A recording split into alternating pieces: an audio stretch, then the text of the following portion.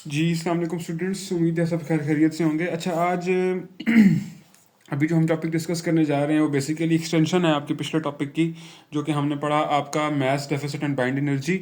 Maths deficit हमने पढ़ा था जी, जो मैथ्स का डिफरेंस आता है आपका जब न्यूक्लियस में और उसके जो कॉन्स्टिट्यूएंट्स में जो मैथ्स का डिफरेंस होता है वो होता है जी। ठीक है जी। अच्छा जी, उसके बाद बाइंडिंग एनर्जी हमने कहा वो जो मैथ्स का डिफरेंस आता है बेसिकली वो मैथ्स कहाँ जाता है, वो मैथ्स एनर्जी की फॉर्म में रेडिएट होकर बाहर चला जाता है और उसी एनर्जी को बेसिकली हम नाम देते हैं जी बाइंडिंग एनर्जी का। ठीक है जी। अच्छा जी, और हमने ये भी पढ़ा था कि अगर हम वही एनर्जी दोबारा से अगर हम कैसे कहते हैं एटम को वापस दे दें तो वो डिसोसिएट भी कर जाता है, जिसे हमने डिसोसिएशन एनर्जी का भी नाम दिया था। ठीक है जी। अच्छा, उससे पहले हमने एक पिछले टॉपिक में भी, पिछले लेक्चर में भी हमने ये एक कर्व डिस्कस की थी, जो कि हमने एटॉमिक नंबर और कैसे कहते हैं मैथ्स डेफिसिट पर न्यूक्लियन हमने बनाई थी। एक कर्व बनाई थी जो कि ये आपके सामने मौजूद है। ठीक है, ये वाली कर्व हमने पिछले लेक्चर में बनाई थी। ठीक है नहीं, उसमें हमने बात डिस्कस की थी कि जो आपके पास Fe है वो मोस्ट स्टेबल, Fe मतलब कि आयरन आयरन 56 जो है आपके पास, वो आपके पास जो है बेसिकली बहुत ज़्यादा स्टेबल एटम है। ठीक है जी। अच्छा, उसकी भी थोड़ी सी बातें हम आज अभी इस लेक्चर में करने जा रहे हैं कि आपके पास उससे पहले हम दो तीन बातें एक और अपनी बेसिक हम अपने कॉन्सेप्ट डेवलप कर लेते हैं। सबसे पहले हम देख लेते हैं जी डेफिनेशन। डेफिनेशन क्या है जी? It is the amount of energy that is radiated per nucleon. ठीक है, पर न्यूक्लियन जो एनर्जी रेडिएट होगी, हर न्यूक्लियन की तरफ से जो एनर्जी रेडिएट होगी जब वो न्यूक्लियंस आपस में मिल के एक न्यूक्लियस बनाएंगे। ठीक है जी, मिसाल के तौर पर हमारे पास है जी 6 न्यूक्लियंस हैं। ठीक है, जिसमें से अब 6 न्यूक्लियंस आप में आपके पास मिसाल के तौर पर 3 प्रोटॉन है और 3 न्यूट्रॉन है। ठीक है, 3 प्रोटॉन और 3 न्यूट्रॉन मिले, हमने कहा तीनों में से हर एक ने जितनी जितनी एनर्जी रिलीज की, ठीक है जी, हर एक ने एक ने जितनी एनर्जी रिलीज की, एक न्यूक्लियन ने मिसाल के तौर पर एनर्जी रिलीज की है जी, मैं कहता हूँ जी 1.15 मेगा इलेक्ट्रॉन वोल्ट। ठीक है जी, तो ये आपके पास हर एक की। ठीक है जी, और टोटल अगर हमने फाइंड करनी हो तो वो 6 की टोटल हो जाएगी जी। ठीक है जी, 6 के साथ हम कर देंगे तो वो टोटल आ जाएगा। ठीक है। अच्छा, ये आपके पास बेसिकली होती है जी बाइंडिंग एनर्जी पर न्यूक्लियन। और अगर इसकी मैथमेटिकली इसको देखा जाए तो हम इसको रिप्रेजेंट करते हैं एक क्या, बाइंडिंग एनर्जी। ठीक है, बी डॉट ई, जिसे हम पहले सिंबल से नोट करते थे, पर न्यूक्लियन। पर न्यूक्लियन का मैंने कहा था मैस नंबर या फिर एटॉमिक मैस को जो रिप्रेजेंटेशन थी, हम नंबर ऑफ न्यूक्लियन के लिए भी यूज कर सकते हैं। B dot E divided by A, ये बेसिकली जो है रिप्रेजेंट करेगा बाइंडिंग एनर्जी पर न्यूक्लियन को। ठीक है जी। अच्छा जी, ये किस में आपके पास वैल्यू होगी? आपके पास बेसिकली वैल्यू होगी जा रही है मेगा इलेक्ट्रॉन वोल्ट के अंदर। ठीक है जी। अच्छा, मैंने कहा था कुछ और बातें भी हमने डिस्कस करनी है, और बातें क्या डिस्कस करनी है आपके पास, ये बात आप लोग सबसे पहले ध्यान में बैठा लीजिएगा कि बाइंडिंग एनर्जी पर न्यूक्लियन अगर किसी बाइंडिंग एनर्जी पर न्यूक्लियन अगर किसी न्यूक्लियस की, मैं कहता हूं जी कि ज़्यादा है, ठीक है, बहुत ज़्यादा है मिसाल के तौर पर ना, ठीक है, बहुत ज़्यादा है, तो उसका रिजल्ट ये निकलेगा कि आपके पास वो जो न्यूक्लियस होगा वो हाईली स्टेबल होगा।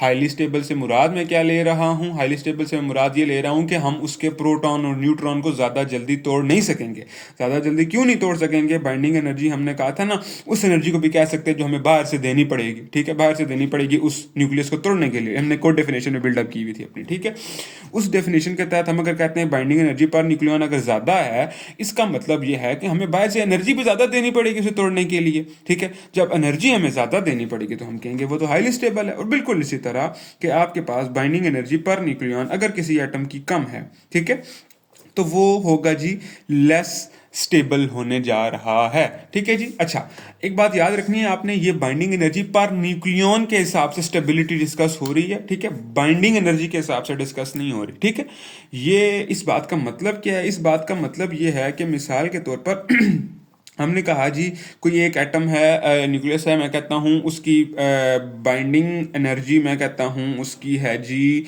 कैसे कहते हैं, मैं कहता हूँ है 200। मिसाल के तौर पर मैंने अपने पास एक मिसाल ले ली। ठीक है, बाइंडिंग एनर्जी एक किसी फर्स्ट न्यूक्लियस की मैंने ले लीजिए, कितनी है जी 200 मेगा इलेक्ट्रॉन वोल्ट। और वो जो सर्टेन आपके पास बाइंडिंग एनर्जी उसी खास एटम की है, हम उस एटम को नाम दे देते हैं जी ए का जी। ठीक है जी, अब मैं कहता हूँ जी उसका मैस नंबर है, मैं कहता हूँ मिसाल के तौर पर है जी आपके पास 6 कह देते हैं हम, उसका मैस नंबर है। ठीक है जी, 6 मिसाल के तौर पर उसका मैस नंबर है।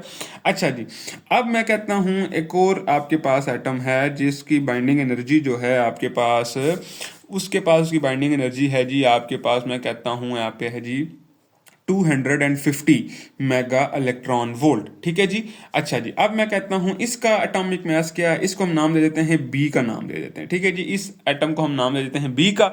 अब यहाँ पे आप किसी की एग्जांपल भी ले सकते हैं। ठीक है, ये आपकी एग्जांपल फिट भी हो सकती है। आगे हम एग्जांपल इसको जो हम ए और बी का नाम ले रहे हैं, इसकी जगह मैं कोई एलिमेंट भी ले सकता था। ठीक है, बहरहाल मैंने फर्दर एक्सप्लेनेशन के लिए मैंने आपको थोड़ी आसानी के लिए थोड़ी ये बात बताई है। ठीक है जी, बी हमने ले लिया। मैं कहता हूँ इसका मिसाल के तौर पर है जी एटॉमिक नंबर है जी, मैं कहता हूँ 10 है जी। ठीक है जी, एटॉमिक नंबर 10 है। अच्छा जी, नंबर मतलब कि इसके नंबर ऑफ न्यूक्लियॉन जो है, atomic number sorry mass number की बात हो रही है यहाँ पे। ठीक है, 10 और ये 6 जो है इसका मैस नंबर है। अच्छा, अब मैं कहता हूँ यहाँ पे, और अगर हम यहाँ पे देखें कि इसका मैस नंबर है 10, मतलब कि नंबर ऑफ न्यूक्लियॉन है 10 और इसका नंबर है जी 6। अब इसकी बाइंडिंग एनर्जी तो देखा जाए तो इसकी ज़्यादा है। ठीक है, लेकिन अगर बाइंडिंग एनर्जी पर न्यूक्लियॉन निकाली जाए, ठीक है, बाइंडिंग एनर्जी पर न्यूक्लियॉन हम कैसे निकालेंगे, हम कहेंगे 200 डिवाइडेड बाई 6 और इसका कर देंगे 250 डिवाइडेड बाय आपके पास निकलेगा 10।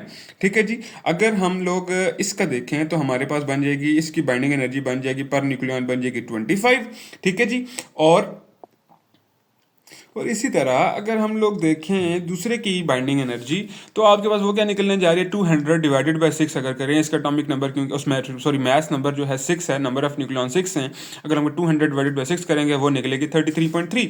इसकी हमने क्या निकाली जी 25, इसकी निकली 33.3।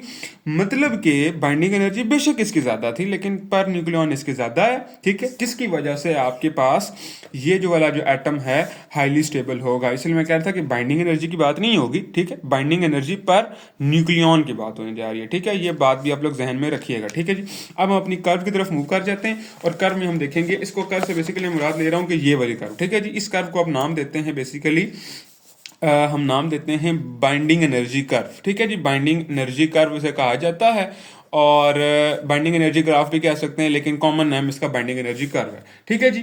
अच्छा जी, बाइंडिंग एनर्जी कर्व आपके पास क्या है, बेसिकली हम लोग प्लॉट करते हैं न्यूक्लियॉन नंबर या मैस नंबर। मैस नंबर को कैसे रिप्रेजेंट करते हैं, ए के साथ। ठीक है जी, ए के दरमियान, और दूसरी आपकी बाइंडिंग एनर्जी पर न्यूक्लियॉन के दरमियान। बाइंडिंग एनर्जी पर न्यूक्लियॉन से मुराद में ले रहा था B.E डिवाइडेड बाय ए। ठीक है जी, और ये किस में होगी जी, मेगा इलेक्ट्रॉन वोल्ट्स में होगी जी। ठीक है जी।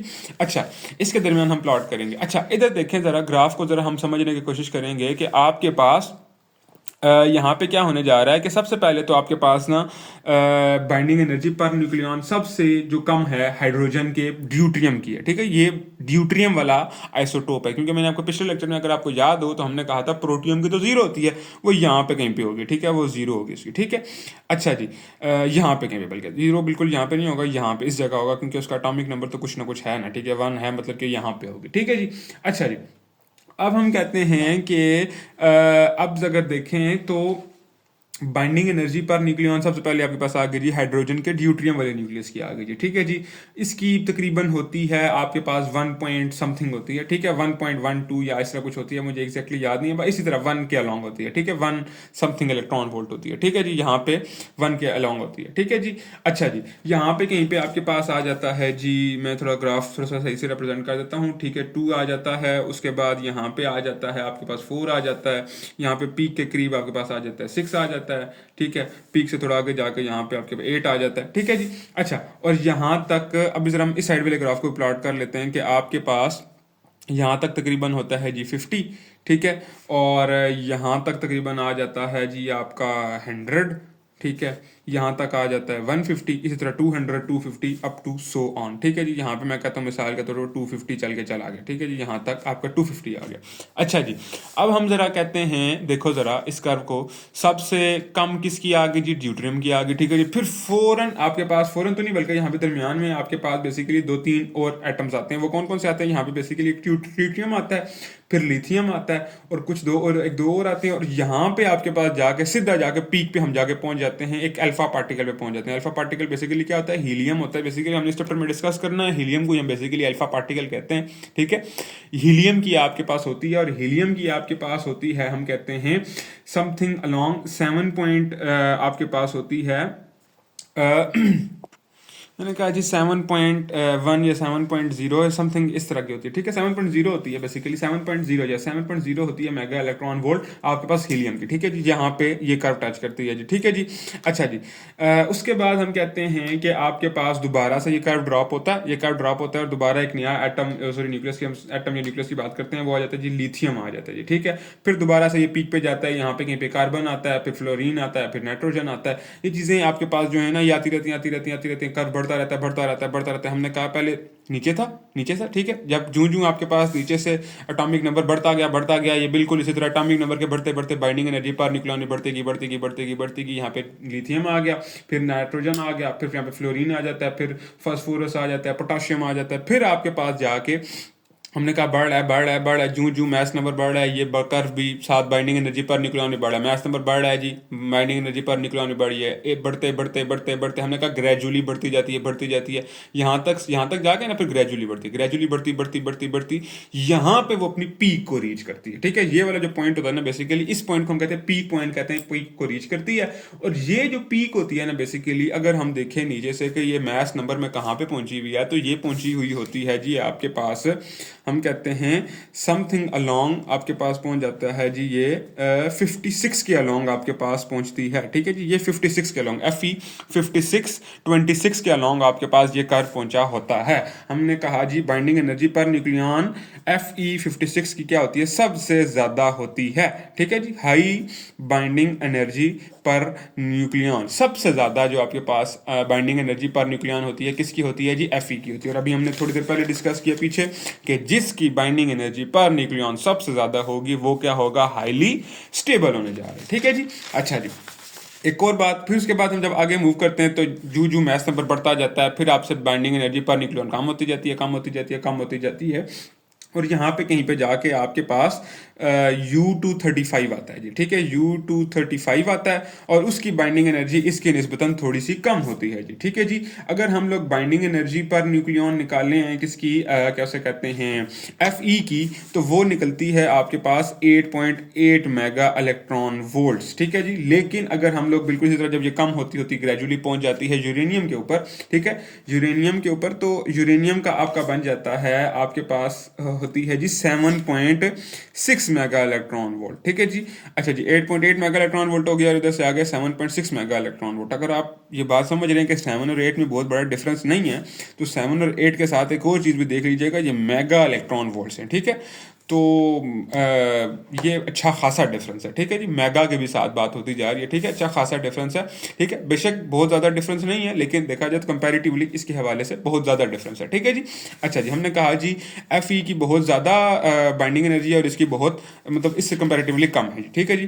क्योंकि इसकी कम है तो ये लेस स्टेबल होगा, इसकी ज़्यादा है तो ये हाईली स्टेबल होगा। एक और बात, आपके पास बाइंडिंग एनर्जी कर्व का जो ये वाला रीजन होता है ना, ये वाला एरिया जिसमें आपके पास एग्जिस्ट करते हैं, मैंने कहा जी 56 से लेकर 56 या 56 से लेकर आपके पास तकरीबन 70 के अलोंग आपके पास जो एग्जिस्ट करते हैं ना, इस रीजन में जितने भी आपके पास न्यूक्लियसेस होते हैं ना, ठीक है, वो न्यूक्लियस जो होते हैं वो स्टेबल होते हैं, ठीक है जी। ये वाला जो रीजन है ये सारा का सारा स्टेबल रीजन है, ठीक है।